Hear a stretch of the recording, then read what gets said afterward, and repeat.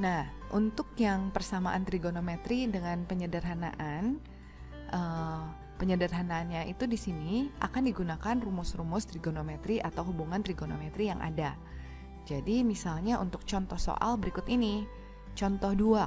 Tentukan himpunan penyelesaian dari akar 3 sin X ditambah cos X sama dengan 0 untuk interval 0 sampai 360 derajat. Oke, kita lihat penyelesaiannya berikut ini. Untuk yang persamaan trigonometri dengan menyederhanakan, ini tuh kita harus otak-atik dulu gimana caranya supaya kita dapetin si persamaan sederhana sin atau cos atau tan. Ya, kita salin dulu ya soalnya. Akar 3 sin X sama dengan min cos X ya. Nah, terus di sini kita highlight juga dia dari 0 sampai 360 derajat ya.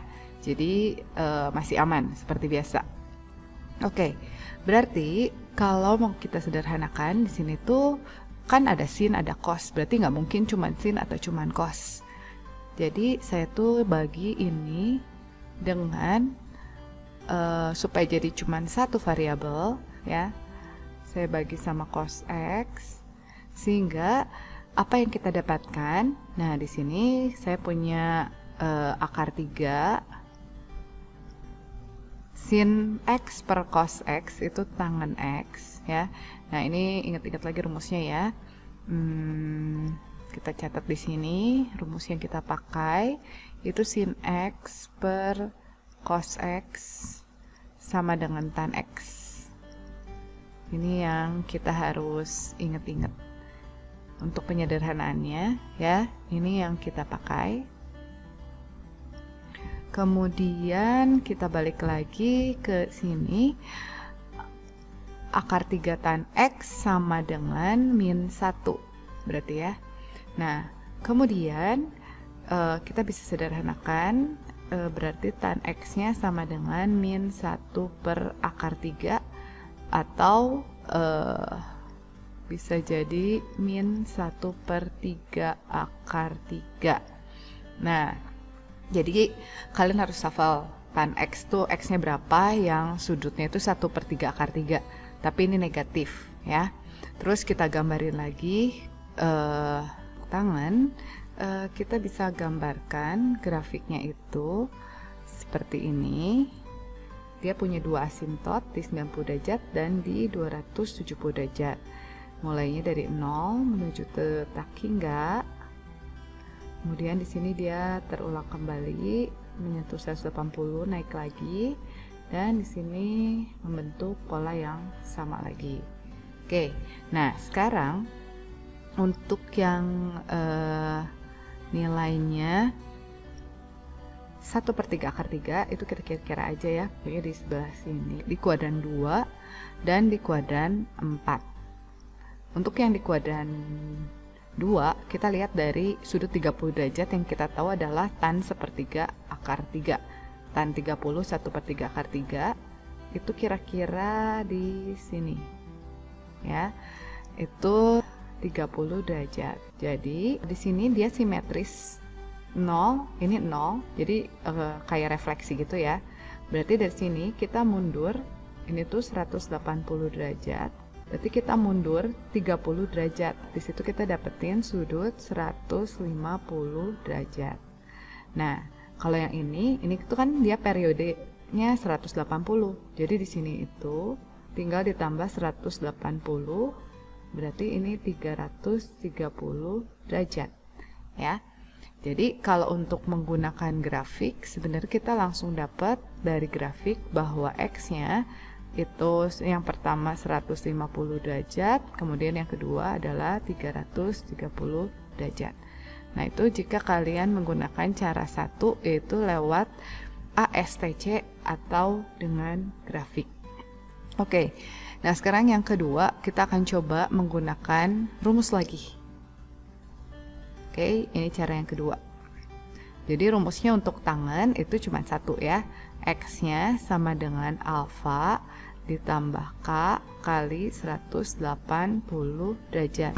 Nah, jadi karena kita tetap harus tahu untuk yang minus 1/3 akar 3 itu kita konversi sudut 30-nya 1 aja yang di kuadran 2 ya. Kuadran 2 berarti kita dapetin X-nya itu 150 ditambah K kali 180 derajat. Nah, setelah tahu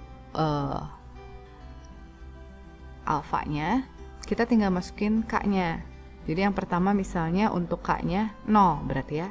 Kalau K-nya 0, kita dapetin di sini X yang pertama di kuadran 2.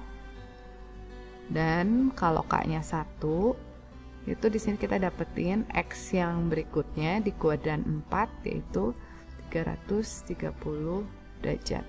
Nah, itu ya. Jadi himpunan penyelesaiannya ada 2, yaitu untuk X yang 150 dan X yang 330.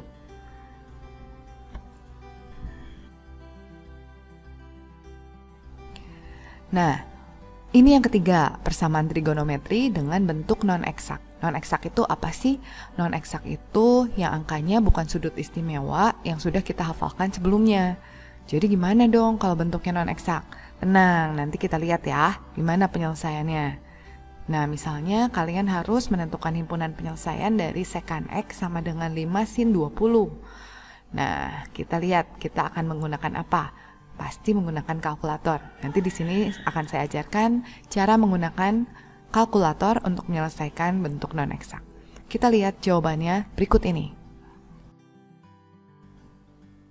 Ya, untuk sekan X sama dengan 5 sin 20, ini kita akan rubah dulu menggunakan hubungan resiprokal ya. Jadi hubungan resiprokalnya yang sekan itu ingat-ingat lagi rumus 1 per cos X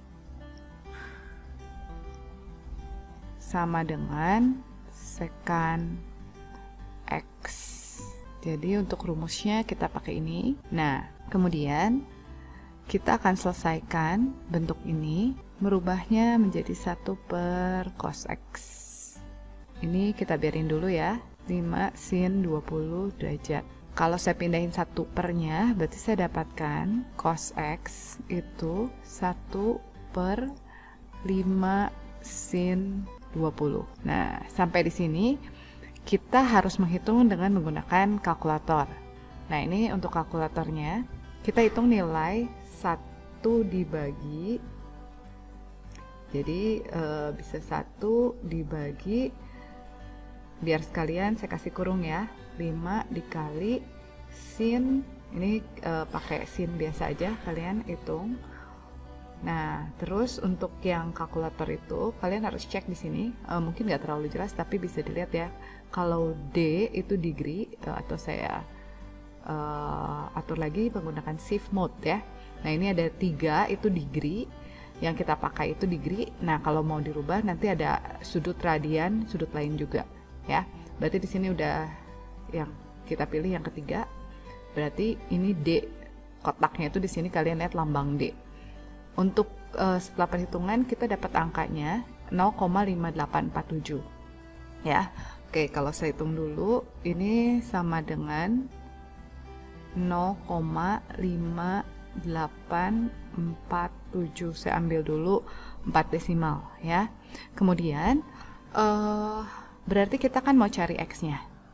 Kalau di kalkulator ini tuh kalian pakai cos inverse. Jadi ini bukan cos pangkat min 1 ya, tapi simbol untuk mencari arcus cos, atau kalau mau cari sudutnya berarti kalian hitungnya pakai cos inverse 0,5847. Oke. Jadi kita lihat lagi, cos inverse-nya itu ada di atas simbol cos ya. Jadi kalian pasang shift cos. Nah, ini kalau di kalkulator tuh lebih enak kita tulis aja answer supaya nggak ada pembulatan sebenarnya.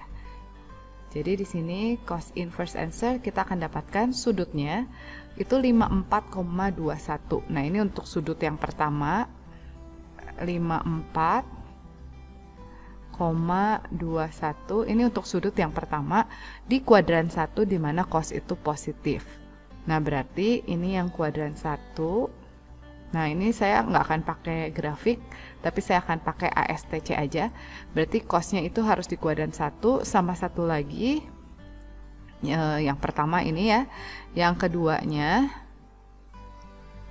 saya tambahin ini dulu. Berarti X-nya satu lagi di kuadran 4, yaitu 360 derajat min 54,21. Yaitu ini yang di kuadran 4. Berarti kita hitung lagi pakai kalkulator. 360, kalian nggak usah susah-susah ketik, tinggal minus answer lagi ya. Berarti hasilnya adalah 305,79. 305,79 derajat ya. Nah, itu hasilnya kalau kita menggunakan kalkulator. Jadi kalian tinggal coba nanti untuk sudut-sudut yang non eksak, kalian pakai kalkulator, caranya seperti itu ya.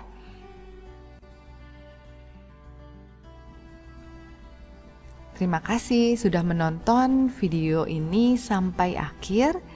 Nah, kalian banyak latihan ya. Kalau matematika itu memang harus banyak latihan biar jago. Terima kasih semuanya. Sampai di video berikutnya. Sampai ketemu lagi. Stay healthy ya everyone. Bye-bye.